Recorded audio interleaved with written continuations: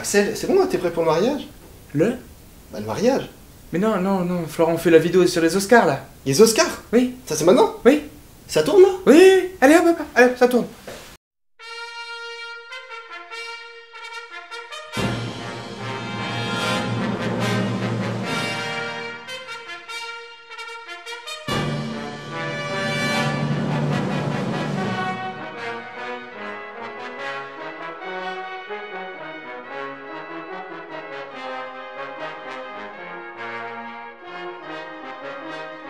Bonjour à tous, ici le Geekophile et je suis toujours avec Florent. Salut. On se retrouve cette fois-ci pour la vidéo des Oscars. C'est un peu une course contre la montre puisque les Oscars sont lundi et on tourne les derniers films sortis ce mercredi. On n'a que 5 jours pour monter la vidéo. Donc un peu la course à la montre, mais on va y arriver. Donc j'espère que vous verrez cette vidéo avant les Oscars. Oui, alors il y avait 34 films nommés, si on accepte les documentaires, les courts-métrages, tout ça. On parle vraiment de fiction, long-métrage. Donc sur les 34 films, on en a malheureusement vu que 31. Oh là là, c'est tellement dur. Mais bon, il y en a certains qui vont sortir dans quelques mois. Ouais, c'est ça. C'était pour nous impossible. Il y en a deux qui sont absolument pas sortis. Il y en a un qui va sortir en avril, l'autre on sait même pas. Et puis un qu'on a loupé, qui est pas beaucoup passé. On a loupé la séance. C'est rattrapé, on a la voix Astérix. C'est tragique. Quelle erreur. Quelle erreur. Oui, alors il y a certains films qu'on a trouvé absolument géniaux. D'autres films qu'on a subis. Et puis après, par rapport aux nominations, certains où on se dit sérieux? Que ça? Et d'autres sérieux? Autant? Voilà. Donc on en reparlera. On détaillera tout à l'heure. Alors écoute, je vais te laisser commencer avec À l'Ouest, rien de nouveau d'Edward Berger qui a 8 nominations et donc qui est le remake et aussi la réadaptation d'un bouquin sorti en 29 adapté en 30. C'est ça. Voilà.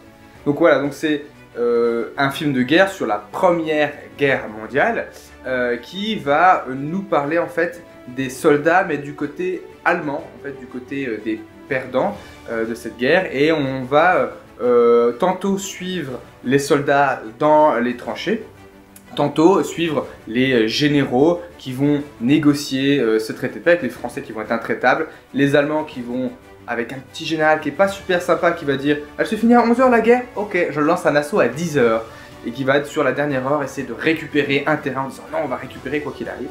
Donc vraiment un film très brutal, très violent sur la Première Guerre mondiale, mais vraiment très beau. Il est sur Netflix. C'est peut-être dommage qu'il soit sorti sur Netflix et pas sur le cinéma, mais en tout cas, c'est un très bon film de Première Guerre mondiale. Et qui ressemble pas mal à 1917 dans la gestion des combats. C'est aussi un film sur la désillusion finalement des combattants qui partent vraiment fleur au fusil en disant « Ah, ça va être cool la guerre !» Puis en fait c'est pas génial quoi. Et puis les gens en face de nous, ils sont pas si méchants que ça. Enfin, c'est ça, ils ont pas vraiment, c'est pas des bêtes meurtrières. Puis il y a des scènes très violentes, très marquantes. Tout à fait. Alors, After Sun de Charlotte Wells. Alors là, c'est le petit film indépendant anglais. Donc c'est l'histoire d'une femme qui se remémore ses souvenirs d'enfance. Je crois que c'est en Turquie. C'est en Turquie, oui, c'est ça. Ouais, un pays de la Méditerranée. Des vacances qu'elle passait avec son père. Et en fait, ça va être presque un film de développement d'adolescent. C'est la découverte de la vie. On rencontre un garçon, on commence à jouer aux jeux vidéo avec. Et en creux, on voit un peu la quasi-dépression du père. Mais c'est pas vraiment appuyé, c'est un peu en sous-texte, on se dit « Attends, c'est bizarre, pourquoi est-ce qu'il se met dans cette pièce tout seul en regardant le ciel? Est-ce qu'il est peut-être dépressif ?» Ça, on essaie de l'analyser. Avec des passages où elle, on la voit adulte, presque en se remémorant ça, pour essayer de comprendre qu'est-ce qui a pu arriver à son père à ce moment-là. Alors je sais que ça a touché beaucoup de monde.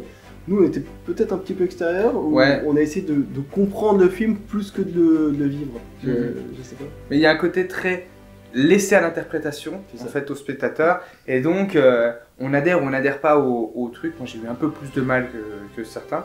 Je suis sorti du film en disant ouais bon d'accord, je vois ce que ça veut à peu près raconter, mais où est-ce que ça nous mène et tout. Donc j'ai eu un peu plus de mal sur ce film là. Mais voilà, c'est un film très interprétatif, on va dire. Voilà, ça joue un peu dans l'émotion, surtout dans la scène finale que je trouve absolument magnifique.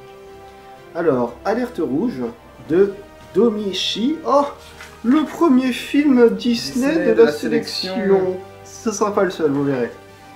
Donc, Alerte Rouge, ça nous parle de cette petite asiatique vécu aux États-Unis, dans sa famille asiatique, avec des règles de vie familiale un petit peu lourdes, un petit peu dures, et on voit qu'elle veut un peu s'extirper de tout ça avec ses copines. Et il se trouve que quand elle atteint l'adolescence, il y a un jour où elle se transforme en panda dès qu'elle commence à avoir beaucoup d'émotions. En panda roux, voilà. Le même jour où ses parents pensent qu'elle a ses règles. Un sous-texte qui va être vraiment mis en avant, in your face, comme tu as pu le dire. Et on va avoir cette quête de panda roux par rapport à une espèce de légende ancestrale, et elle-même qui doit contrôler ses émotions, parce qu'à chaque fois elle va se transformer en panda, des fois elle le veut, des fois elle le veut pas. Ses copines trouvent ça trop cool, trop mignon. Je trouve ça plutôt joli, enfin, en termes d'animation, voilà, c'est assez vivant, mais après je trouve qu'il y a un manque de travail par rapport à la caractérisation des adolescents. Il n'y a personne qui est vraiment attachant. On voit ça en faisant « Ah, trop cool, c'est LOL !» Mais je sais pas, j'étais pas plus pris dans un truc que ça. Même l'histoire à la fin, bon voilà, tu vas voir les mères de famille qui vont tous se transformer en panda. C'est joli, voilà, dans la musique asiatique derrière. Oui, la K-pop un peu, on sait pas trop. Plus ça avançait, moins j'étais dans le délire. Mais je trouve quand même que c'est un film qui est plutôt acceptable. Toi, t'as eu plus de... Moi, je l'ai trouvé très oubliable. Au final, à la fin de l'année, quand je l'avais vu, j'avais dit à Florence, sûrement je le mettrais dans un flop, parce que j'avais pas aimé. Et puis en sortant de la fin de l'année, je sors mon flop, je l'envoie mon flop à Florent, il me dit « T'as pas mis l'alerte rouge ?» J'ai fait « Ah oui, c'est vrai qu'il est là, celui-là. » Je dis « Bah non, écoute, je l'ai oublié. Donc je peux même pas dire que je mets un flop, mais je l'ai oublié. » Donc voilà. Alors, Argentina 1985 de Santiago Mitre. Alors, Argentina 1985, c'est un film de procès, donc un film basé sur des faits historiques. En Argentine, en 1985, on sort d'un régime totalitaire et on va suivre le procès des grands généraux, caporaux, etc. qui sont à l'origine de ce régime totalitaire militaire. Et en fait, le procureur général, qui était déjà le procureur général sous ce régime-là, en fait, il n'avait pas trop la mainmise à ce moment-là, mais là, il va pouvoir être à l'origine de l'accusation et des condamnations de ces tortionnaires. Et il va devoir démontrer les actes qu'ont fait ces gens-là. Sauf que le problème, c'est que beaucoup des avocats et beaucoup des gens de la justice de cette époque-là ont été un peu achetés par ces mecs-là. Donc il va devoir aller chercher des jeunes inexpérimentés, des avocats, voilà, qui ont peu d'expérience. T'es en train de dire qu'il y a eu de la corruption en Amérique du Sud? Voilà, il y a eu beaucoup de corruption, hein. Et donc, pour éviter cette corruption, il va chercher des jeunes et il va aller aussi chercher des témoignages. Il va trouver des centaines de témoignages de familles qui vont dire « Ah bah ma femme a disparu, ma fille a disparu, etc. etc. » Ils vont monter un dossier extrêmement béton et ils vont pouvoir aller au tribunal pour condamner ces exécutions-là. C'est un film de procès qui est assez sympa à regarder. C'est peut-être pas le plus marquant des films de procès qu'on ait vus, mais voilà, c'est un film qui se regarde bien. Alors, Avatar, La Voix de l'eau, de James Cameron, avec 4 nominations. Oh, mais c'est encore un film Disney. Je rappelle que Disney produit les Oscars. Alors, Avatar, La Voix de l'eau, qui est la suite d'Avatar, figure-toi, hein, incroyable, qui va nous raconter qu'en fait, sur cette planète de Pandora, là où dans le premier film on cherchait un minerai extraordinaire qu'il fallait ramener, qui valait extrêmement cher, ben ils se disent « Oh non, finalement le minerai, on a oublié, maintenant on veut vraiment amener tous les humains sur Pandora. » Donc il faut un petit peu canaliser, voire détruire cette espèce de résistance Na'vi qui nous emmerde, vraiment, qu'est-ce qu'ils font là, quoi. Bon, alors on n'a qu'à ramener le méchant du 1 par une ficelle scénaristique tirée du chapeau, bon pourquoi pas. Et donc les Na'vi qui vont se dire « Attends, mais il faut mieux qu'on quitte la forêt pour aller emmerder les Na'vi de l'eau. » Vraiment, on n'a rien demandé pour trouver là-bas une espèce de refuge. Donc, on va avoir une espèce d'histoire familiale avec ces Na'vi qui vont plus ou moins s'entendre avec les Na'vi de l'eau. Ces enfants qui vont devenir adolescents, bon, et puis une espèce de chasse à l'homme. Avec la découverte des baleines, bah pas vraiment des baleines, hein, des espadons, mais pas vraiment des espadons. Ça, et on quitte un petit peu aussi l'idée de transfert d'humains avec l'idée d'avatar, parce que là finalement il n'y a que des avatars. Quand c'est des humains, ça devient des avatars. Visuellement, comme tout le monde l'a dit, c'est magnifique, mais en termes de scénario, je trouve que ça patine, surtout par rapport au développement des personnages. Je trouve que c'est un peu long. Les adolescents qui se font des crasses, et puis après qui s'excusent l'un l'autre, voilà, des destins pour certains personnages qui sont très très clichés, voire pas du tout marquants. Je sais qu'il y en a eu qui ont été dans l'émotion totalement, emmenés sur cet univers. Je trouvais ça un peu lourd. J'ai ressenti aucune émotion en fait, peu importe pour qui ça arrivait. Et puis oui, il y a certains, comment dire, par rapport aux événements du film, il y a des trucs qui sont quasi incohérents par rapport à des espèces d'histoires de méduses. Donc bon, j'irai voir le 3, mais franchement le 2, voilà, j'ai trouvé sympa sans plus. Mais je comprends le succès qu'il a pu avoir. Alors, Babylone de Damien Chazelle avec 3 nominations, donc gros flop aux États-Unis. Est-ce que c'est mérité? Alors, ce qui est terrible en fait avec ce film-là, c'est que c'est une ode à Hollywood. C'est un truc absolument incroyable sur les débuts d'Hollywood, à travers le regard de 3 personnages principaux. Une jeune actrice, enfin une jeune fille qui veut devenir actrice, qui se fait passer pour une actrice, qui dit qu'elle est une star née, qui est jouée par Margot Robbie. On a ensuite un jeune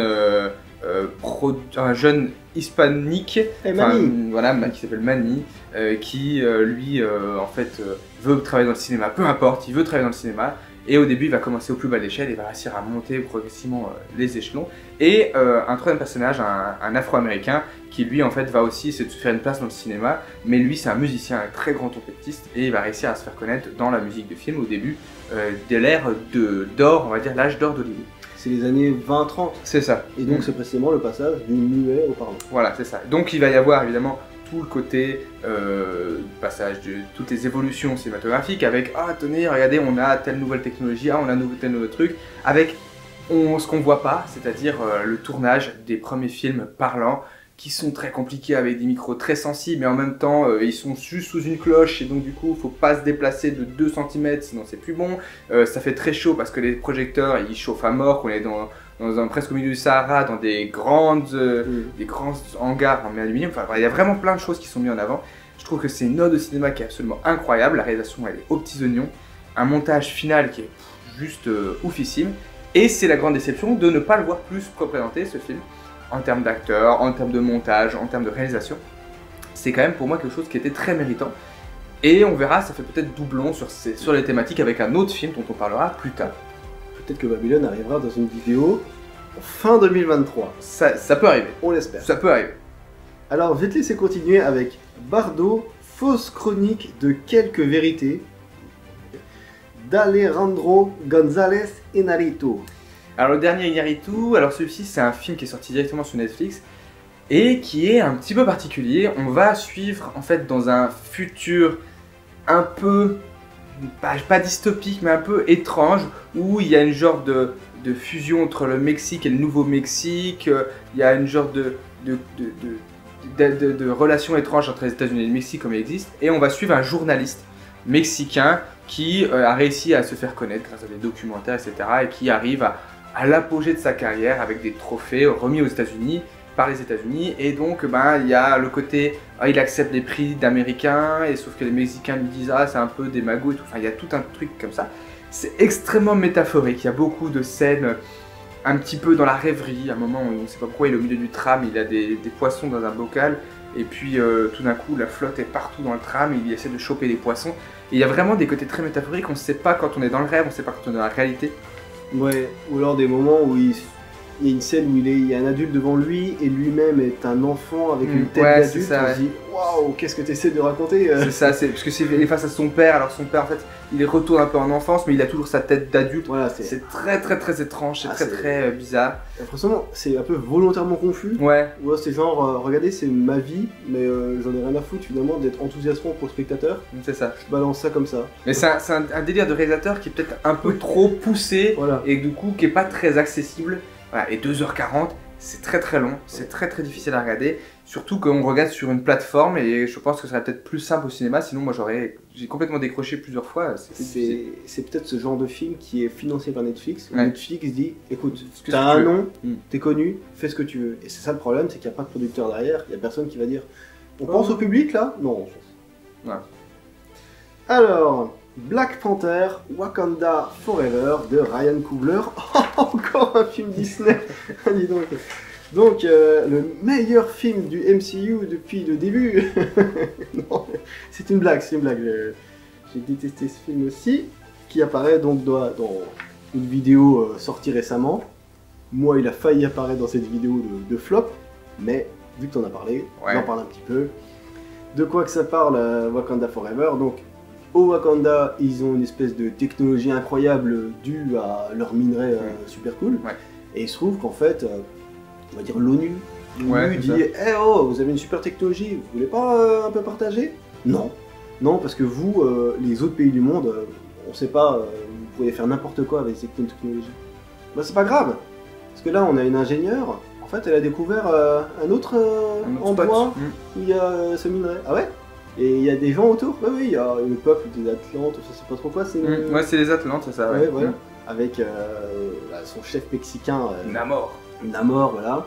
Et Namor, il se dit, bon bah, j'ai qu'à faire une alliance avec le Wakanda. Puis s'ils sont pas d'accord, je vais faire une guerre. Donc on va avoir une espèce de guerre larvée entre les deux qui vont un peu se chamailler en disant, bah tiens, je vais kidnapper quelqu'un, donc après il faut aller rechercher la personne kidnappée.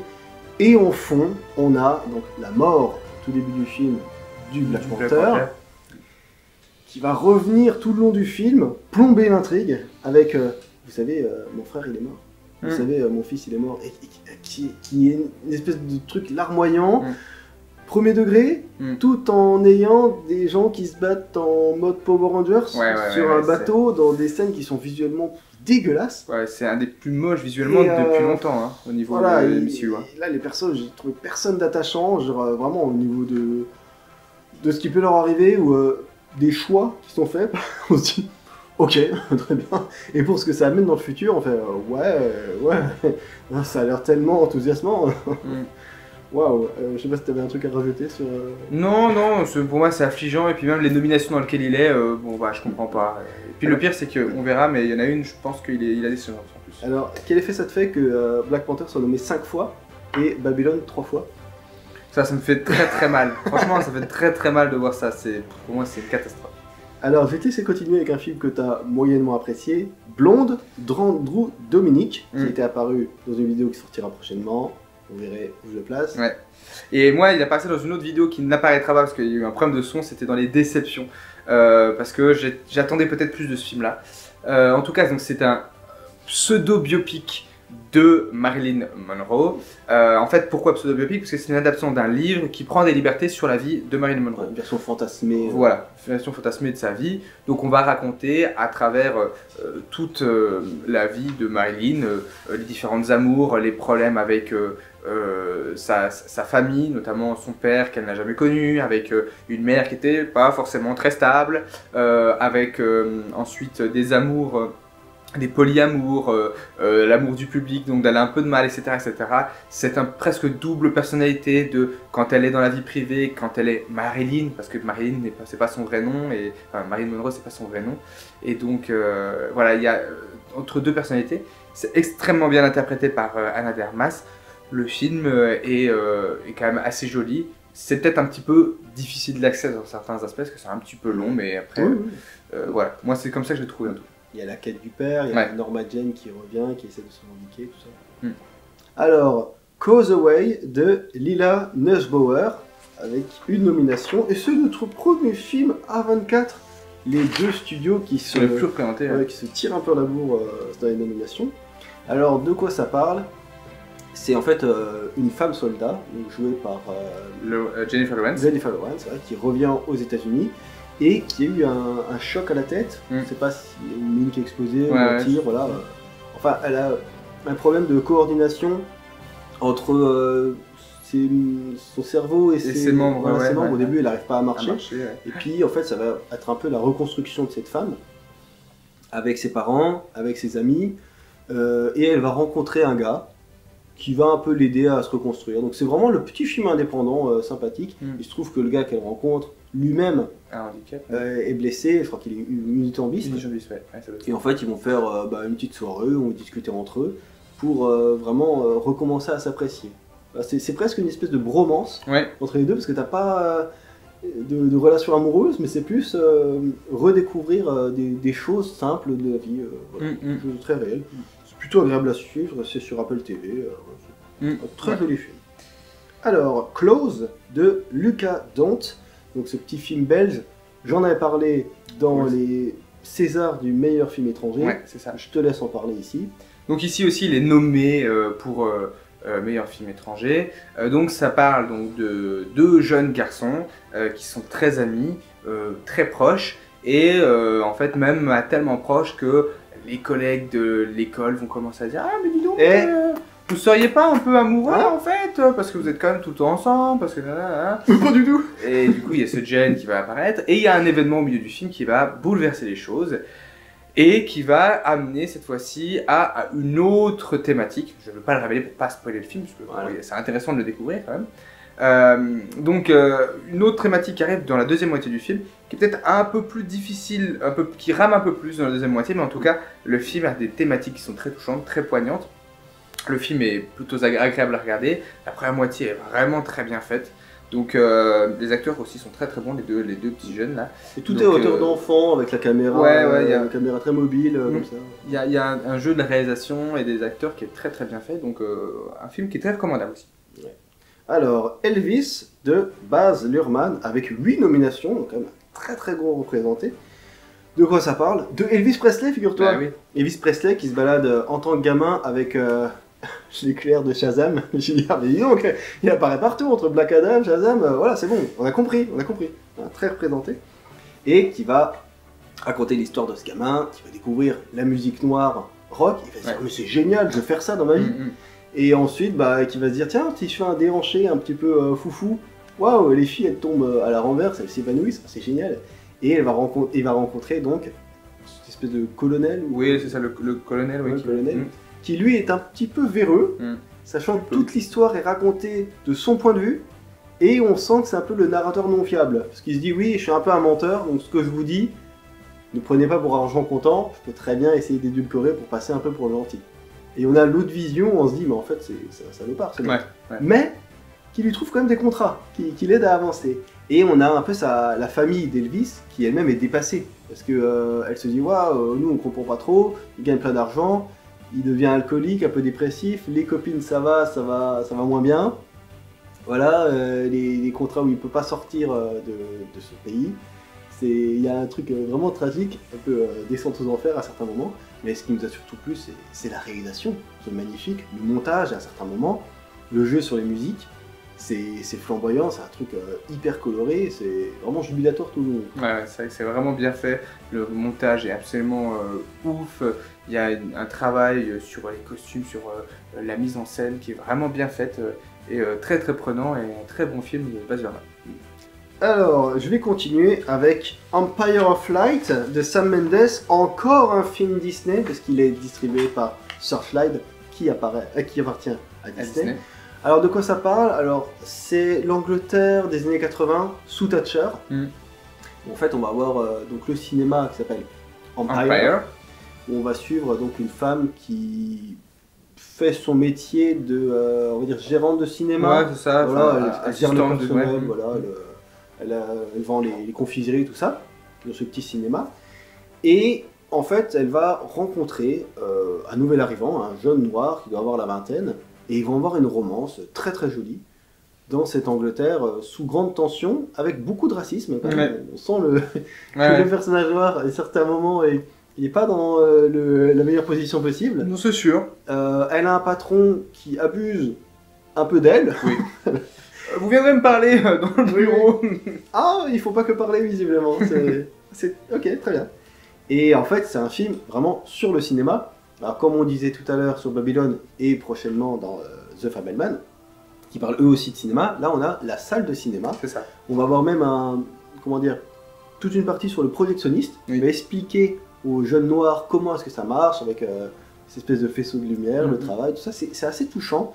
T'as pas vraiment de méchants ou de développement incroyable de personnages, mais c'est une petite bulle, c'est un petit bonbon, c'est très appréciable. Quoi. Et j'adore quand Jérôme Commandeur et Valérie Lemercier... Oui, c'est juste en référence au sketch que je vous conseille d'aller voir sur YouTube d'ailleurs, des Césars qui étaient très drôles. Mais c'est vrai qui parlaient du même thème, hein, des exploitants de cinéma. Voilà, le sketch des Césars, je l'ai vu 2 jours avant de voir Empire of Light. Je me suis dit, ah bah oui, c'est très drôle. C'est incroyable. C'est très drôle. Voilà, pareil, j'ai un peu pris. Ouais. Mais oui, donc ouais, film très touchant avec un fond de racisme, un fond de aussi un peu beaucoup plus léger que d'autres films, mais un peu féministe, puisque en fait il y a cette histoire d'amour avec cette femme, et puis le patron, elle va dire non à un moment à ce patron, voilà, C'est vraiment, vraiment assez touchant, assez voilà. joli. C'est pas le meilleur film de Sam Mendes, mais qui quitte un petit peu le blockbuster récent pour tomber sur quelque chose de beaucoup plus intime, beaucoup plus personnel, son amour du cinéma. Voilà. I.O. de Jerzy Skolimowski. Voilà. Skolimowski, ouais. Alors, j'en avais parlé pour le César de meilleur film étranger, je te le laisse pareil. Alors cette fois-ci j'ai pu le rattraper entre temps parce qu'il est sorti en VOD. Donc ça parle l'histoire d'un âne, on va suivre l'histoire d'un âne en fait, de ses débuts en fait, enfin pas de ses débuts mais au début du film il travaille dans un cirque, il est arraché à ce cirque parce que maltraitance animale etc. On lui dit non on n'a plus le droit aux animaux dans le cirque. Et de ça on va suivre l'errance de cet âne qui va rencontrer différents personnages. Et on va voir aussi un petit peu les personnages du coup qui gravitent autour de cet âne puisque l'âne va nous amener à différents sujets. En fait, c'est presque juste un fil rouge qui nous amène à différentes histoires, à différentes manières de voir les choses, avec un fond sur le traitement des animaux, que ce soit des chevaux, des animaux pour l'abattage, etc. Donc il y a vraiment un animal, même à la fin, clairement, il y a un message disant que c'est pour la cause animale que ce film est fait. Donc c'est très joli dans sa réalisation, c'est très sympa, c'est vraiment onirique comme manière d'aborder les choses. Voilà, on suit cet âne dans ses péripéties et c'est un film plutôt appréciable. Après, voilà, au niveau scénario, c'est vraiment une errance dans la vie de cet âne, donc il n'y a pas vraiment de scénario type, on peut pas dire ouais il se passe ça, c'est vraiment cette errance qui va être intéressante. Ouais, moi ce que je retiens surtout de certains plans qui sont absolument magnifiques avec une musique au violon à certains moments qui est vraiment très touchante, et puis Isabelle Huppert qui pop, on se dit ok, très bien, pourquoi pas, elle va être partout. Ouais. Alors je vais te laisser continuer avec Everything Everywhere All at Once de Daniel Kwan et Daniel Schneider. Encore un film à 24. Donc ici bonne chance pour le scénario. Ouais, alors le scénario ça va être sympa encore une fois. Donc c'est une femme qui travaille dans une laverie avec son époux. Et en fait, elle souhaite divorcer de cet époux et en même temps ils ont des problèmes financiers. Donc ils se rendent dans le bureau des impôts en fait, qui va les gronder un petit peu sur le fait qu'ils ne payent pas leurs impôts. Et sur le chemin en fait, eh bien, son mari, qui en fait n'est pas la version de l'univers de cette personne de son mari, mais une autre version d'un autre univers va l'extirper de sa réalité en disant écoute, en fait tu es clé dans une histoire de multiverse, on a besoin de toi, etc. parce que tu peux faire tout, tu es à la fois tout et rien du tout, donc en fait tu vas pouvoir nous aider à sauver le multivers d'une menace bien violente. Et de ça en fait, eh ben, on va avoir ce double chose, ce drame familial avec ce côté science-fiction qui va se mêler. Et on va voir que y a un lien vraiment entre les choses. Ça va dans tous les sens. Il y a vraiment un côté très barré puisque pour accéder au pouvoir, en fait, aux capacités d'autres versions d'elle dans d'autres univers, ils vont devoir faire des choses aberrantes. Par exemple, se couper 5 fois avec un papier pour avoir le pouvoir de sa version cuisinière et donc du coup se battre comme si elle cuisinait, enfin comme si elle maniait des couteaux, enfin des choses comme ça. C'est vraiment complètement barré, ça part dans tous les sens et il y a vraiment ce côté familial très intéressant à la fin, surtout sur le dernier tiers. Et il n'y a pas beaucoup de budget et pourtant en fait on n'a pas l'impression qu'il n'y a pas beaucoup de budget, c'est très bien fait, c'est que des très bonnes idées. Oui. Et c'est vraiment très frais comme film sur le multivers. Ça a mis une grosse claque à Marvel qui tente de faire multivers en ce moment. Et donc il y a 11 nominations et qui est pas le favori, mais vraiment le plus plébiscité dans énormément de catégories. Ouais. Certaines qu'on reconnaît aisément comme étant le meilleur. Bien sûr. Alors, Glass Onion, une histoire à couteau tiré de Rian Johnson. Vu que tu l'as pas trop apprécié, je me le laisse. Donc c'est la suite, techniquement, voilà, de À couteau tiré. Simplement on reprend le détective Benoît Blanc dans une nouvelle enquête. Il s'ennuie dans son bain avec son mari. Et puis là il reçoit une boîte chez lui.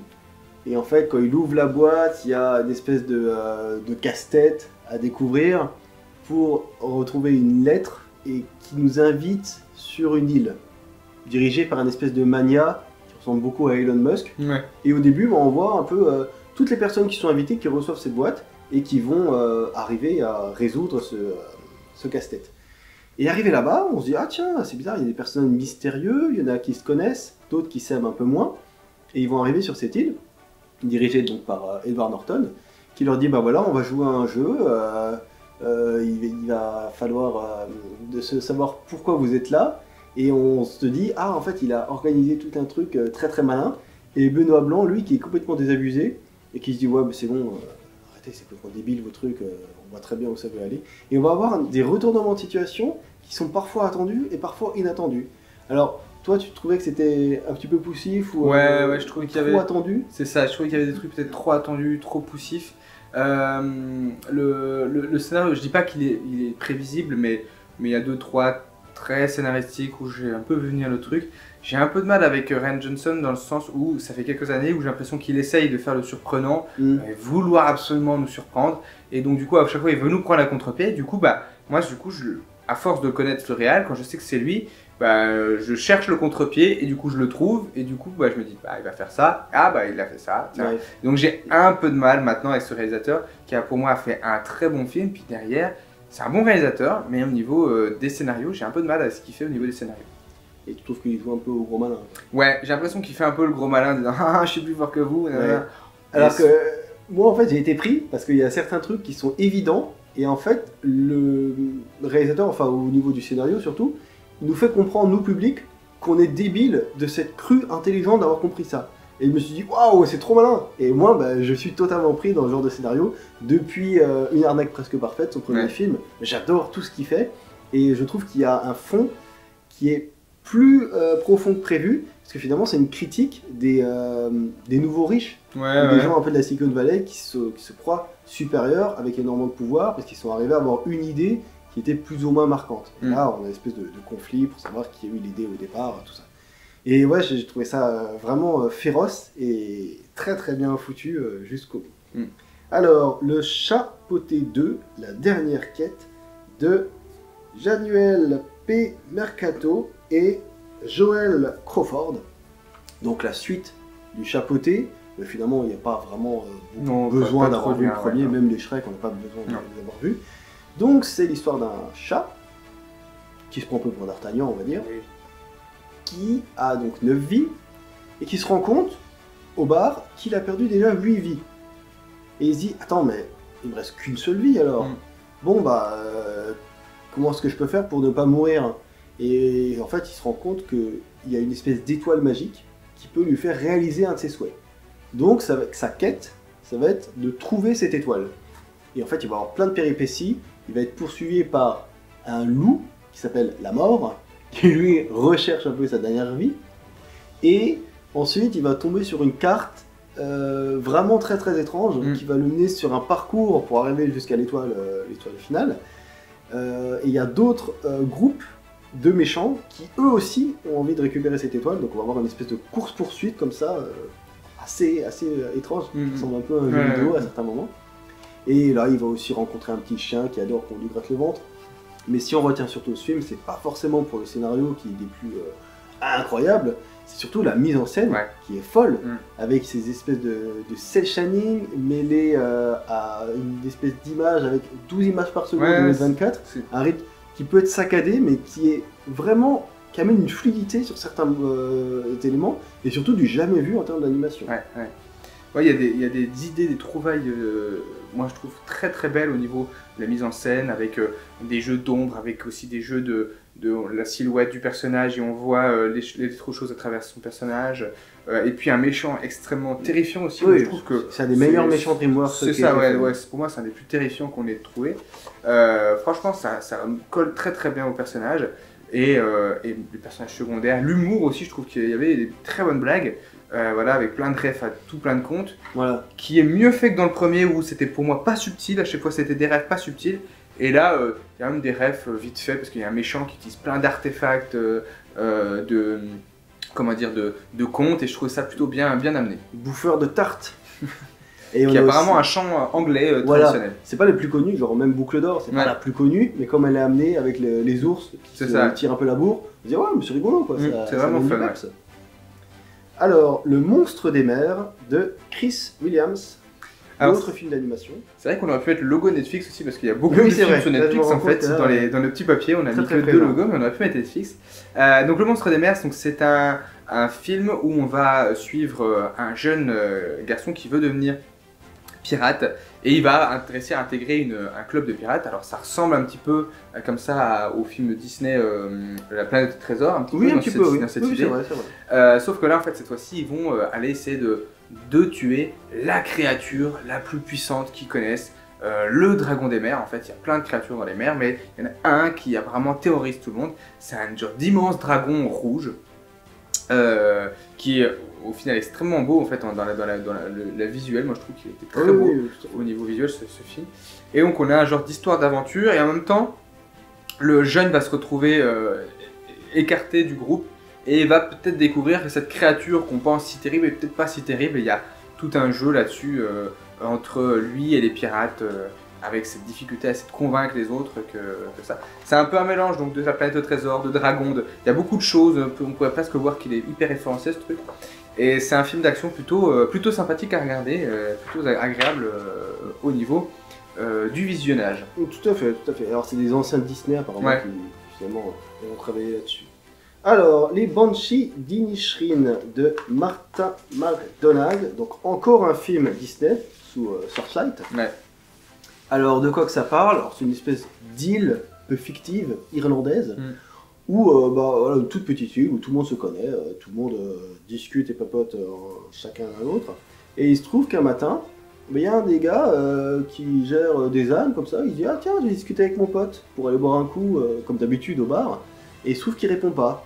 Et quand il le confronte directement, il lui dit « Non, en fait, j'ai plus envie de te parler. »« Ah bon, mais pourquoi ?»« Bah, en fait, toute ta vie, tu me racontes toujours les mêmes histoires chiantes sur tes animaux, j'en ai un peu rien à foutre.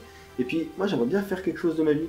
Moi, tu vois, je compose des musiques. Des musiques, ça restera longtemps, même après ma mort. Alors que toi, finalement, bah, tu serviras à rien, quoi. Donc, j'en ai marre, je vais arrêter d'être ton pote. »« Ah bon, mais c'est nul. Écoute, tu sais quoi? Si tu continues de me parler, eh ben, je me coupe un doigt. » Arrête, c'est n'importe quoi. Et en fait, on va voir simplement cette espèce de conte, cette espèce de fable, où le gars va être complètement déterminé, et l'autre va devenir franchement de plus en plus chafouin, quoi. C'est une espèce de bromance, mais dans le côté dépressif, avec la sœur du gars malheureux, qui va essayer de se dire « Attendez, vous n'avez pas marre, je joue au gamin, là, tout le long, hein. En face, là, il y a des guerres entre l'Irlande et l'Angleterre, nous, on est un peu à l'abri de tout ça. Mais bon, voilà, il y a peut-être des trucs un peu plus importants, quoi. J'en ai marre un peu de style, moi j'aimerais bien partir d'ici. » Et puis moi je trouve qu'il y a cet humour grinçant de McDonald qui adore cet humour-là. Et du coup, en fait, c'est tout le long, c'est du dialogue extrêmement ciselant, extrêmement bien écrit, qui s'envoie des punchlines absolument tout le temps. Je trouve que c'est très bien écrit à ce niveau-là, et c'est très appréciable à regarder. Alors, Marcel le coquillage avec ses chaussures, de Daniel Fletcher Camp. Encore un film A24, distribué par A24. C'est un logo qui apparaît sur énormément de films. Donc l'histoire, elle est très étrange, parce qu'on est quasi dans le documentaire. Donc en fait, c'est un gars qui entre dans une maison, qui lui-même est documentariste, ça tombe bien, qui va rencontrer un tout petit coquillage, qui va avoir donc des chaussures et parler directement à la caméra. Et on va avoir un film qui est quasi en found footage. Quasiment tout le film, c'est la vision de la caméra du documentariste, qui lui-même intervient. On voit des fois sa main, on voit des fois lui-même qui parle au coquillage. Et le coquillage qui va dire, bah ouais, en fait, c'est là que je vis tous les jours. Donc on va le voir se déplacer dans sa grande maison. Il va se déplacer des fois dans une balle de tennis. Voilà, c'est son moyen de locomotion. Il va parler de sa grand-mère, qui est toujours présente. Et surtout de sa famille, qui a disparu parce qu'en fait, ils étaient tous dans un tiroir. Et les anciens propriétaires, ils sont partis avec ce tiroir et toute sa famille. Donc, c'est un film qui, sur la base, peut être assez enfantin, parce qu'on se dit, ouais, ok, c'est un coquillage, mais finalement, on a une espèce de naturel par rapport à ce qu'il va raconter, comme si tout ça était complètement normal. Lui-même, en tant que documentariste, c'est pas du tout effrayé. Et quand il présente les images autour de lui, tout le monde dit, ah, super, c'est un coquillage tout mignon. Bah tiens, on va l'inviter sur les plateaux de télé. Et c'est tout doux, il n'y a pas de message incroyable, c'est pas une grande aventure, c'est simplement un petit film intimiste qui se passe dans une maison. Après, on comprend que si on creuse, on voit bien que cette espèce de coquillage, ça peut être la métaphore peut-être d'un peuple qui a été expatrié, et lui-même qui fait partie d'une communauté qui veut rejoindre. Et je trouvais ça très profond et extrêmement touchant, vraiment vivifiant. Puis il y a le côté aussi célébrité, d'arrivée brutale, parce que du coup il va mettre sur YouTube les vidéos en fait de Marcel, Oui. et il va y avoir ce côté groupie, des gens qui vont absolument rencontrer Marcel, qui vont vouloir I prendre des Marcel. photos sur le terrain de Marcel, qui Voilà. vont même essayer de rentrer dans la maison pour voir. Enfin vraiment il y a ce côté aussi un peu groupie qui est très intéressant et très bien traité dans ce film-là. Et très touchant à certains moments. Alors, Pinocchio, de Guillermo del Toro Ouais. et Mark Gustafson. Alors, Pas la version Disney. voilà, on ne sort pas le logo Disney pour une fois. Encore Netflix. C'est vrai qu'encore Netflix, on aurait pu le mettre. Hein. Ouais. Donc ici, on a donc la version de Guillermo del Toro qui est une version film d'animation avec stop motion, avec une réinvention du conte de Pinocchio. On reprend les idées de base, on reprend cette idée du Pinocchio fabriqué par Geppetto. Voilà, ici, là, c'est en substitut d'un enfant qui l'a perdu, Geppetto, et on va avoir un fond de drame historique, puisque c'est la montée du fascisme avec Mussolini en Italie, du coup, et donc on va avoir vraiment cette moquerie de cette montée du fascisme, de Pinocchio qui va même être presque politique sur un spectacle notamment, et vraiment très intéressant avec le côté endoctrinement des enfants et de la jeunesse donc fasciste. Donc vraiment une réinvention du conte, et c'est très très bien fait, c'est une des meilleures versions de Pinocchio que j'ai vues dans les versions qui existent. Puis au début, on a vraiment la tragédie du père qui se dit pas « Oh tiens, je ferais bien une petite marionnette ». Non, qui est vraiment genre « Il faut que je fasse ces marionnettes, il faut que je détruise cet arbre, il faut que j'arrache pas vraiment, c'est un truc d'horreur. » C'est très brutal. Moi qui est vraiment alcoolique là pour le coup. Et c'est vraiment développé. Et on a aussi un rapport avec une espèce de monde magique où quand il meurt pas vraiment, il doit se régénérer. Un peu comme dans les jeux vidéo quand tu repopes sur une map. Ouais. C'est bien fait parce que ouais, ça amène un peu de mythologie. Un truc qui finalement de base on n'avait pas forcément quoi. Avec cette espèce de sphinx, enfin, c'est vraiment incroyable et l'animation elle est formidable. Ouais. Alors je vais te laisser continuer avec un des seuls films que je n'ai pas vu et que toi t'as vu, c'est RRR de S.S. Rajamouli, ce film indien. Ouais. Alors ce n'est pas le film des Robins des Bois, hein. Non, ici en fait on est sur un film d'action où on va suivre les deux protagonistes. Je les résumerai rapidement parce qu'il dure 3 heures, donc il y a beaucoup de choses. Donc c'est deux Indiens, donc un qui travaille pour la police britannique, donc on est sous colonie britannique en Inde, et un autre qui va être un révolutionnaire. Les deux en fait vont avoir des objectifs opposés et en fait ils vont quand même devenir amis alors qu'ils vont lors d'un sauvetage d'un enfant. Et donc il va y avoir cette confrontation entre ces deux amis qui vont se rendre compte qu'ils sont ennemis, mais au final c'est peut-être plus compliqué que ça. Il y a vraiment énormément de choses, ça part dans tous les sens, c'est très très style bollywoodien, donc c'est assez atypique. Je sais que certains n'ont pas du tout aimé dans mes potes à qui j'ai conseillé, parce que c'est très bollywoodien, c'est très particulier là-dessus. On se bastonne et puis après on danse. Voilà, c'est ça, il y a un peu ce côté baston-danse, etc.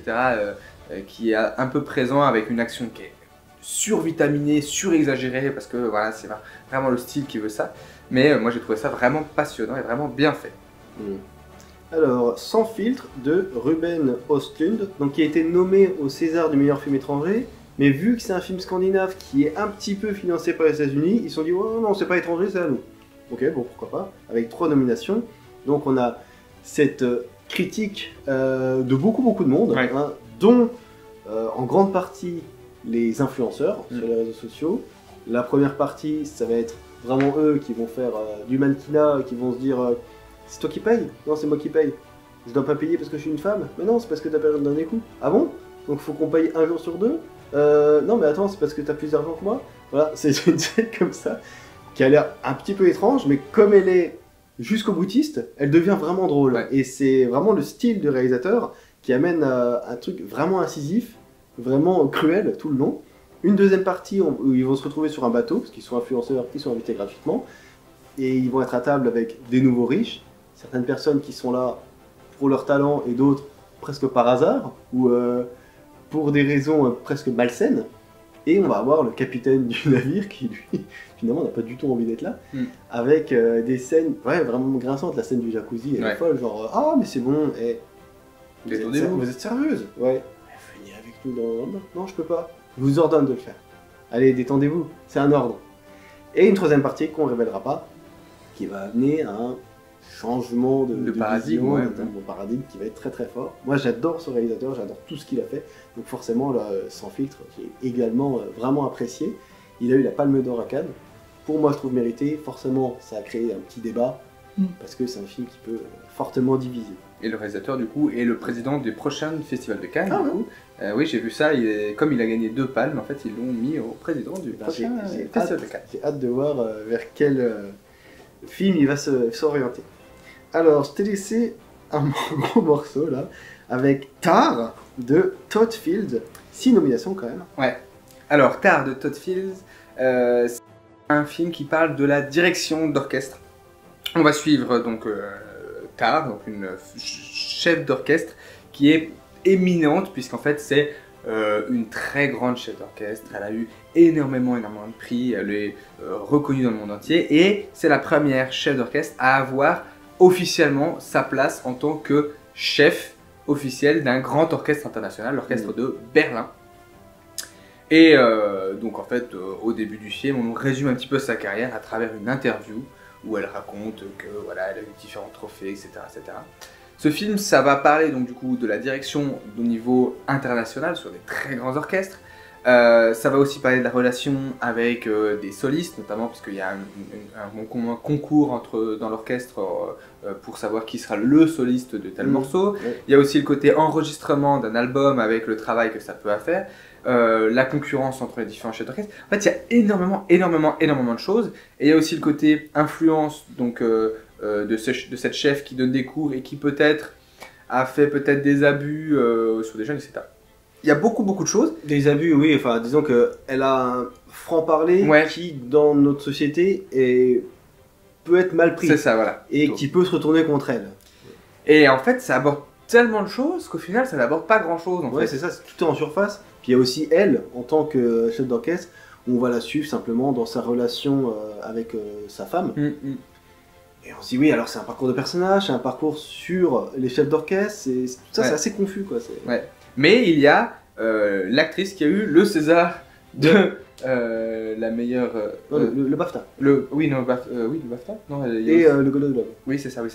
Donc il y a Kate Blanchett, qui a eu des prix, mais il y a aussi son assistante qui... Noémie Merlan. Voilà, c'est ça, qui a eu le César quand même. Noémie Merlan qui joue l'assistante quand même, donc c'est pour ça il y a beaucoup de trophées dans ce film-là, c'est plutôt un film d'acteur. Et voilà, bon bah... On vous en reparlera plus en détail sur les différentes nominations. Tout à fait. Alors, Tell It Like a Woman, donc de Catherine Hardwicke, Katia Lund, Lucia Puenzo, Patricia Rigen, Malgorzata Zulganowska, Marisol Toknazy et Robin White. Donc elles sont mises à 7 réalisatrices pour réaliser, visiblement, parce que c'est un film qu'on n'a pas vu. Donc c'est 7 histoires, c'est un film à sketch donc, et chacune se sont centrées sur des histoires qui leur semblent très personnelles. Donc c'est un film qui tourne un petit peu autour du monde, sachant que t'as des réalisatrices pas du tout américaines. Et visiblement, ça parle de féminisme, et c'est même dit dans le dossier de presse, c'est féministe. Bah, c'est on sait pas vraiment de quoi ça parle. Il y a marqué un film de femmes fait par des femmes, avec que des femmes dedans. Avec des propos féministes. Bon, ok. On l'a loupé, il est nommé que pour la meilleure chanson. Donc est-ce que c'est vraiment grave? On a pu l'écouter. Je ne sais pas, peut-être qu'un jour il va arriver en France. Mais de ce que j'ai vu, ça a l'air assez larmoyant, enfin c'est pas forcément le projet qui me tente le plus. Non, moi non plus. Alors, The Batman de Matt Reeves avec 3 nominations. Je vais te laisser en parler. Alors, The Batman de Matt Reeves, alors c'est la version film noir de Batman. On arrête les films d'action purement action, on va dire. On va rentrer dans un truc un peu plus détective. On va rentrer dans le côté un peu plus film noir donc de Batman. Parce que Batman, c'est le meilleur détective du monde. C'est ça reste le meilleur détective du monde. Bon, et dedans, et on voit qu'il a quand même quelques soucis. Il est en début, en fait, c'est l'année 2, on va dire, de Batman. Il est encore à ses débuts, mais c'est pas non plus la fondation de Batman. On oublie le côté origine parce que bon, c'est bon, on a fait le tour dans les autres films. Et ça, c'est plutôt bien là-dessus. Oui. Donc, on a vraiment un truc qui est vraiment travaillé au niveau de l'image, au niveau des costumes, etc. un film qui est vraiment qui est plutôt sympa, qui était quand même, moi, vous le verrez pas parce que la vidéo sortira pas, mais dans mes déceptions parce que on attendait peut-être un peu plus de ce film-là et j'avais été presque déçu par le rythme peut-être un peu longuet sur certaines choses et notamment à la fin où on a l'impression que c'est fini puis en fait on nous rajoute un bloc et voilà. C'est pas un film d'action, c'est plus un film thriller, un peu il y en a qui le considéraient comme une espèce de penchant à la Seven par rapport aux méchants glauques qui se cachent, qui mettent certaines énigmes, bon pourquoi pas. Moi j'ai beaucoup aimé le film. J'ai hâte de voir la suite. Oui, bon, pareil. Arriver. Et oui, après, c'est principalement pour l'esthétique, le travail sur la photographie qui est absolument folle. Et il y a même certaines nominations où on se dit, mais pourquoi il apparaît pas? On déplorera en détail tout à l'heure. Alors, The Fabelmans de Steven Spielberg avec 7 nominations. Alors là, je vous dis tout de suite, c'est mon film préféré de toute la sélection. C'est encore une fois une ode au cinéma, mais surtout là, donc c'est Spielberg qui se raconte. D'ailleurs, ça a dû être assez compliqué d'écrire un scénario qui parle de sa vie pour parler de ses parents. Enfin, voilà, c'est très intime, mais qui arrive à être totalement universel. On va voir la scène au début, donc lui-même, tout gosse, qui va arriver dans la salle de son premier film, tout premier film qu'il va voir au cinéma avec ses parents. Je crois que c'est sous le plus grand chapiteau du monde. Oui, c'est ça, sous le plus grand chapiteau du monde, Voilà, de John Ford, avec son père qui va lui expliquer la technique du cinéma, comment est-ce que ça marche, les projections d'images, tout ça, et sa mère qui va lui parler d'émotion, et lui-même qui va être complètement choqué par ce film, et il va dire « Ah mais moi aussi j'ai envie de faire du cinéma ». Donc le premier truc qu'il va demander à ses parents, c'est « Je veux un petit train pour reproduire une scène que j'ai vue ». Et à travers ça, en fait, on va avoir tout son amour, comment son amour s'est développé, et quand il va devenir adolescent, comment est-ce qu'il va utiliser le cinéma pour finalement parler de ses pensées profondes ou même résoudre certains conflits. Et on va avoir aussi ses parents qui vont avoir une relation de moins en moins bonne, son père qui va beaucoup déménager pour son métier, sa mère qui a certains secrets à cacher, et lui-même qui est adolescent, juif, dans des écoles où il y a peut-être un petit peu d'antisémitisme. Et moi j'ai trouvé ça brillant. Parce que c'est ultra touchant et on voit des espèces de petites idées de mise en scène dans les films qu'il fait qui sont brillantes et on se dit mais oui mais c'est ça l'amour du cinéma, les petits trucs comme ça, c'est fou. Et pour moi c'est vraiment le manuel explicatif de tous les films de Spielberg. Toutes ces obsessions sont créées là-dedans. Et voilà, je vais pas révéler la dernière partie du film mais qui est absolument brillant et à la fin j'applaudissais, c'est absolument formidable. Et ce qui est très beau avec, en fait, c'est qu'il y en a plein qui disent ouais, mais c'est pas référencé à Spielberg, c'est bourré de références à sa filmographie. C'est ça. Simplement, c'est très subtil. Il n'y a pas d'alien, il n'y a pas de dinosaures. Et même celui qui l'embête dans sa classe, enfin les deux qui l'embêtent dans sa classe principalement, en fait on voit qu'ils vont être des inspirations de ces méchants, de ces films, on voit qu'il va quand même idolâtrer certains aspects, et c'est marrant, il y a une scène à un moment où il fait un film d'école où il met en avant un mec qui était son tortionnaire, et son tortionnaire va lui dire mais pourquoi tu fais ça, enfin je t'ai fait du mal et puis toi tu m'idolâtres comme je ne serai jamais. Il y a vraiment une scène très profonde là-dessus que je trouve vraiment belle. Et franchement, putain, incroyable quoi. Steven Spielberg toujours au top du grand art du cinéma. Pour moi, c'est peut-être son meilleur film, et je vais être un petit peu large, depuis AI. Donc pour moi, le dernier film où je me disais waouh, c'est un chef-d'œuvre, c'était 2001-2002 peut-être avec AI ou Minority Report. Voilà, c'est vraiment à ce niveau-là. Après, il y a eu des films qui m'ont un petit peu moins plu, genre Bon Gros Géant, Indiana Jones 4, mais c'est pourquoi. Et après, voilà. Il y a eu comme Cheval de guerre, moi, qui m'avait beaucoup plu. J'avais beaucoup aimé, et vraiment atteindre ce niveau-là, je comprends. Où j'étais vraiment absolument choqué.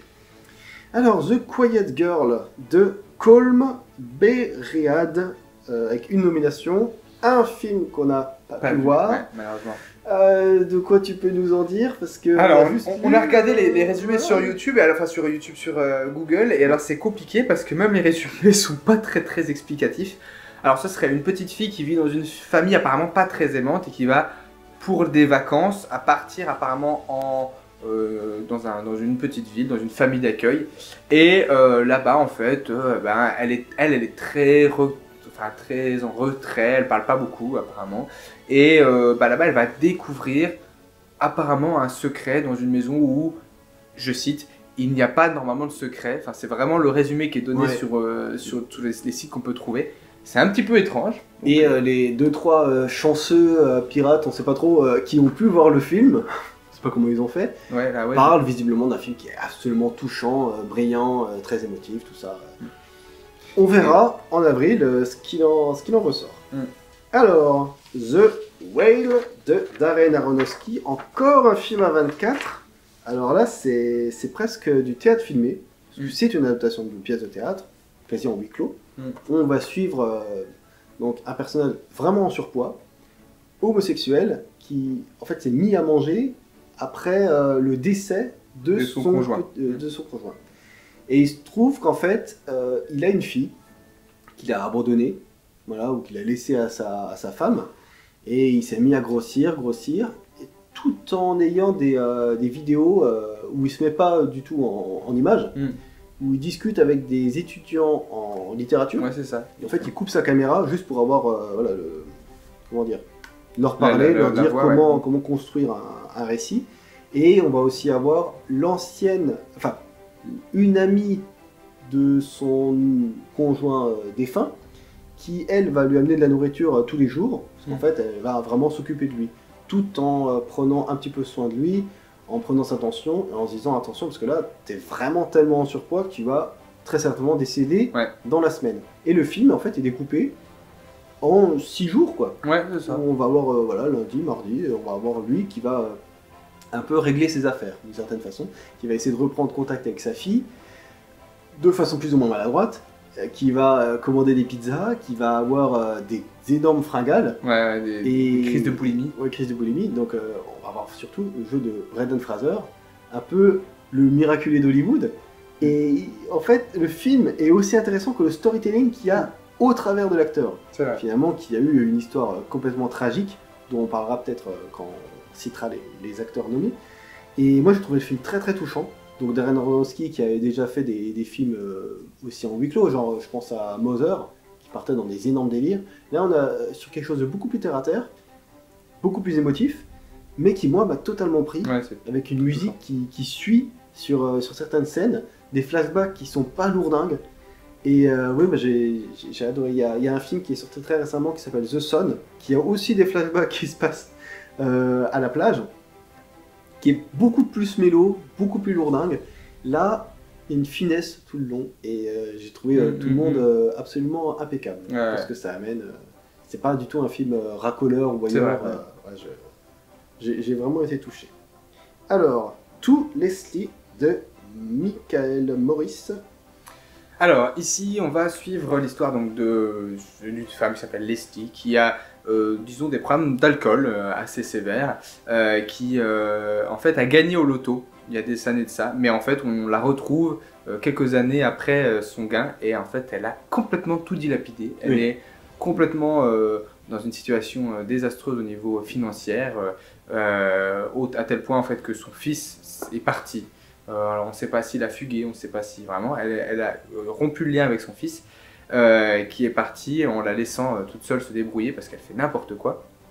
Et on va donc la suivre dans ces manières en fait, d'essayer de s'en sortir par différents moyens, essayer de négocier des jobs, etc. Même si elle n'a pas envie de travailler, elle va essayer de... Voilà. Et vivre aussi avec le regard des gens qui la jugent parce qu'elle a gagné de l'argent et puis son fils n'en a pas trop touché parce que elle est vue un peu comme une mère indigne d'avoir laissé son gamin. Voilà. Tu prêtes de l'argent, fiston? Bah, si je t'en donne, tu vas acheter de l'alcool. Mais non, pas du tout, fais-moi confiance. Bah non, fallait pas lui faire confiance.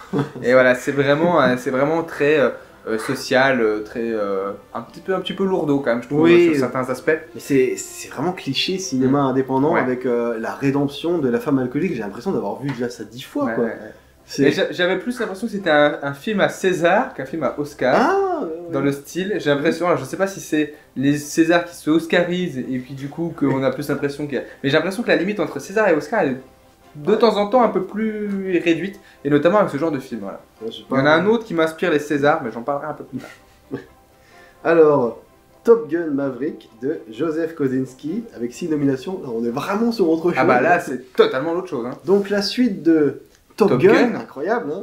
Et là, Top Gun que je trouvais sympa. Voilà, c'est pas non plus mon film d'action des années 80 préféré. Et là, on a vraiment un revival 30 ans après. un peu comme Mad Max Fury Road, genre ah vas-y c'est bon, on continue. Ok, bon très bien. Et là on a ce Maverick qui est une grosse tête brûlée, un peu de tête de con. Ouais, un peu, ouais. Genre, je vais prendre un avion et je vais arriver au Mach 10. Mach 10, c'est impossible. Mais si, je peux y arriver. Je suis à 10-2, 10-3. Non mais arrête, fais pas le con. Bon bah j'ai cramé l'avion mais j'ai réussi à avoir Mach 10. Alors, je suis un génie, non? Non. On va te ramener dans ton école de base, c'est-à-dire tu retournes au Top Gun. Ah bon, mais qu'est-ce que je vais faire là-bas? Eh ben là-bas, tu vas retrouver des copines. Non, tu vas éduquer des jeunes pilotes pour une mission Star Wars. Oui, clairement, c'est ce que j'allais dire, la mission Star Wars. Il manque que Dark Vador, et puis on a réglé. Sauf que là, c'est pas une planète, c'est une espèce de bunker. Ouais, je trouve que canyon où il faut se balader avec l'avion pour détruire un bunker en tirant à un endroit et puis... Mais c'est impossible. Mais si, regardez, je l'ai fait en vrai. Donc si moi je peux le faire, vous pouvez le faire. Eh ouais, parce que c'est comme ça qu'on agit à l'armée, hein. Tous ensemble. America, fuck yeah. Puis les ennemis, c'est qui? On s'en fout, on les désigne pas. Mais ils ont un visage? Ils ont pas de visage. Enfin, ils sont là-bas. On s'en fout, c'est vraiment très américano-centré, Et en fait, c'est un film, dans le voyage, je me suis dit, oh là là, mais c'est ringard, c'est ridicule. Et après, en ressortant, je me suis dit, mais en fait, non, c'est volontairement ringard, c'est volontairement ridicule. Et je me suis dit, mais en fait, le film est très bon, parce qu'il se veut être dans cette veine-là, fin 80, début 90, où on faisait beaucoup de films américains là-dedans. Et si on se dit que c'est un hommage à tout ça, eh ben oui, là, ça coche toutes les cases, avec la romance, et qui est tellement genre, ah, je suis un beau mec, t'es une belle meuf, on a qu'à être ensemble. Ok, très bien, avec la grosse musique à l'arrière. Avec lui qui va parler en regardant les vagues, en disant parle-moi à Goose. Parce que 30 ans avant, la narration du film, son pote était mort. Enfin, c'est cheesy. Il y a certaines scènes qui sont très touchantes, notamment avec Val Kilmer, qui amène vraiment une émotion qui va au-delà du film. C'est ça, parce qu'on a le vrai handicap de Val Kilmer qui met en avant. Tout à fait, ça c'est vraiment très touchant. Et oui, en termes de revival, c'est totalement mérité. Moi, ça faisait partie des bonnes surprises dans une vidéo qui ne sortira pas, mais au moins on peut le citer ici. Oui, c'est ça. Merci les Oscars pour ça. Alors, une robe pour Mrs. Harris, ou en anglais Mrs. Harris Go to Paris, qui est quand même beaucoup plus classe, d'Anthony Fabian. Donc, ton film préféré de toute ta sélection? Alors, non, alors, alors, je vais raconter rapidement l'histoire. C'est l'histoire donc de Madame Harris qui va en fait envier la robe Dior de sa patronne. Parce qu'elle est femme de ménage. Elle est femme de ménage. Et elle va réussir à gagner suffisamment d'argent. Elle va faire une petite quête d'argent, gagner de l'argent au loto, comme ça. Paris sportif. Paris sportif. Et du coup, en fait, elle a des coups de chance. Tac, 3-4 coups de chance d'affilée. Ce qui fait que, hop, elle peut financer son voyage à Paris. Elle a surtout des super potes. Hein. Voilà, c'est ça. Elle est super pote. Tout le monde est très bienveillant. Tout le monde est trop bienveillant, peut-être. Et en fait, c'est vraiment ça le problème du film, c'est que tout est très bienveillant, tout est très beau. Et on arrive à Paris. Ça, c'est que l'Angleterre, parce que Paris, après, c'est encore pire. On arrive à Paris. À Paris, c'est Emily in Paris, mais en version film. Avec des ordures. Ah, putain. Là, au moins, on pourra pas critiquer le film là-dessus. Il y a des ordures parce que... Les grévistes. Ouais, ces salopards déboueurs qui font la grève et qui refusent de travailler. Et du coup, les ordures s'amoncellent dans ce Paris. Carte postale, mais plus carte postale que ça. C'est impossible. Tous les éléments de Paris apparaissent à un moment. Là, c'est bon, on a tout mis. Voilà. Et donc, elle va aller directement chez Christian Dior. Alors, on lui dit, non, madame, on ne vend pas une roturière, on ne vend pas une roturière, des choses. Non, rentrez chez vous, il y a des vrais gens qui arrivent. Qu'est-ce que j'entends? Mais allons voir ce défilé ensemble. C'est ça. Je suis Lambert Wilson. Voilà, Lambert Wilson qui va arriver de manière extrêmement...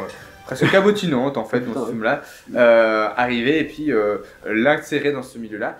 Bon voilà, la nomination sur laquelle il est, c'est sur les costumes, c'est méritant, pourquoi pas. C'est même peut-être qu'il va gagner, mais bon en tout cas, il n'y a pas d'autres nominations et heureusement parce que c'est pas non plus le film de l'année. Ouais, mais c'est quand même un film qui a pour vertu de t'amener à cette belle leçon, d'avoir le courage de croire en tes rêves. Ouais. Encore un peu de sucre dans ton thé? C'est ça. Hein? Alors c'est très drôle, c'est que je l'ai vu avant Florent et j'ai envoyé un message à Florent quand je l'ai vu, je lui ai dit je pense que tu vas pas aimer parce que c'est mielleux, tu vas pas aimer. Et tu m'as dit peut-être que Céline va plus apprécier que toi et finalement Céline elle a encore moins apprécié que c'est moi. vrai? Moi je me suis dit Waouh, ok, la mule est hyper chargée, beaucoup trop de sucre sur cette guimauve, mais j'ai pas détesté. Ouais. Et Céline, elle a détesté. Ah ouais, d'accord, ok, d'accord. Qu'est-ce que c'est que ce truc? Alors, le film, troisième film qu'on n'a pas vu du tout, ouais. c'est Vivre d'Oliver Hermanus. Alors visiblement, c'est un film qui sort en 1953, ouais. Qui va suivre un gentleman qui visiblement travaille un peu d'administratif et qui a une vie extrêmement monotone, voilà, et à un moment on va lui déclarer une maladie incurable, un cancer, et il va dire oh mon Dieu, mais est-ce que je vais continuer ma vie jusqu'à ma mort dans finalement ma routine nulle? Et il va rencontrer une femme une très jeune femme qui va lui redonner goût à la vie. Donc c'est autant une romance qu'une histoire d'amitié dans retrouver des couleurs et de la joie de vivre. C'est un film qui a été plutôt apprécié, avec un Billy Nighy dont on parlera tout à l'heure. Je ne sais pas ce qu'il vaut, vu qu'on n'a pas vu le film, ça, mais voilà, il a été sacrément apprécié. C'est un remake d'un film japonais qui était lui-même adapté d'un bouquin, donc très ancien, ramené au goût du jour en 1950, voilà, pourquoi pas. Et on termine avec un des films qu'on a trouvé les plus consternants de toute la sélection, Woman Talking de Sarah Polley, et son discours d'une incroyable finesse. Ouais. Alors, ça va parler de quoi? Ça parle d'une communauté de femmes dont il y a eu des abus sexuels de cette femme-là, et cet ensemble de femmes va établir un vote en disant qu'est-ce qu'on fait? Est-ce qu'on reste et on se bat? Est-ce qu'on s'en va? Ou est-ce qu'on reste et on fait rien? En gros, c'est 3 possibilités qu'ils amènent. Mais vu les costumes des femmes, ça se passe en 1900? Et non, puisqu'en fait, c'est une communauté un petit peu... On connaît plus les Amish en France, voilà, c'est un peu le même style. Voilà, Amish, Mormons, évangélistes, c'est presque comme le village en fait. Ouais. Mais le village où il n'y a pas de secret. Ouais. À un moment où un pick-up arrivait, on se dit, attends, mais c'est les années 50, en fait, il y a un problème là. Non, en fait, non, c'est l'actuel en fait. Voilà, donc, le film parle donc de ces viols en fait de toutes ces femmes, et donc de cette décision de qu'est-ce qu'on fait de ça, de comment on fait, comment on se relève, comment on part et tout. Et en fait, le film a une très jolie photographie, je trouve, mais en tout cas, sinon, c'est lourd, c'est très lourd, puisque en fait, c'est... Tu l'as compris que mon film est féministe? Tu l'as compris qu'il est féministe? T'as compris le rapport au réel et à l'actualité? Et alors, on va me dire, oui, mais il est essentiel. Oui, nécessaire. Nécessaire. On peut être nécessaire et subtil, parce que là, c'est pas subtil du tout. La subtilité, elle est moins 1000. C'est tellement cliché, film à Oscar, genre on prend plein d'actrices plus ou moins connues, qui font la gueule tout le long, qui font oh là là, c'est hyper important ce qu'on dit, on a investi. Et il y a un homme qui est gentil, qui est adorable dedans, qui sert juste à faire en fait, le script en fait, de la caution voilà, masculine de ce truc-là.